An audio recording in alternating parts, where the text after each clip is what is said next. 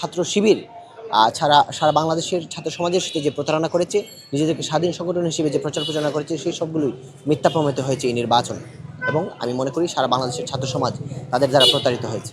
আমরা আসলে আপনি জানেন বাংলাদেশ জাতীয়তাবাদী দলের গঠনতন্ত্র অনুযায়ী আমরা একটি সহযোগী সংগঠন হিসেবে কাজ করি এবং মূল কথা হচ্ছে আমাদের মতাদর্শগত সমান্তরাল ধারার কারণে কিন্তু আমরা একসাথে কাজ করি এবং স্পষ্টতভাবে বাংলাদেশ জাতীয়তাবাদী দলের সহযোগী সংগঠন হিসেবে আমরা কাজ করছি। সুতরাং আমরা আমাদের একে অপরকে সহযোগিতার মাধ্যমে কিন্তু আমরা আমাদের কার্যক্রম পরিচালনা করে থাকি। এখানে কোনো লুকোচুপির বিষয় নেই।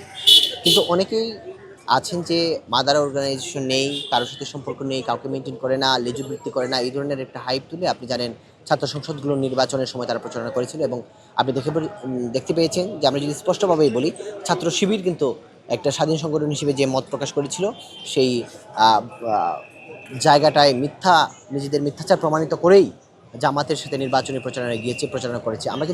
আমরা স্পষ্টভাবে এটা এখন থেকে না, জন্মলগ্ন থেকে বাংলাদেশ জাতীয়তাবাদী ছাত্রদল বাংলাদেশ জাতীয়তাবাদী দলের একটি সহযোগী সংগঠন, সেখানে কিন্তু লুকোচুপির বিষয় নেই। কিন্তু ছাত্র শিবির ছাড়া সারা বাংলাদেশের ছাত্র সমাজের সাথে যে প্রতারণা করেছে, নিজেদেরকে স্বাধীন সংগঠন হিসেবে যে প্রচার প্রচারণা করেছে, সেই সবগুলোই মিথ্যা প্রমাণিত হয়েছে এই নির্বাচন। এবং আমি মনে করি সারা বাংলাদেশের ছাত্র সমাজ তাদের দ্বারা প্রতারিত হয়েছে।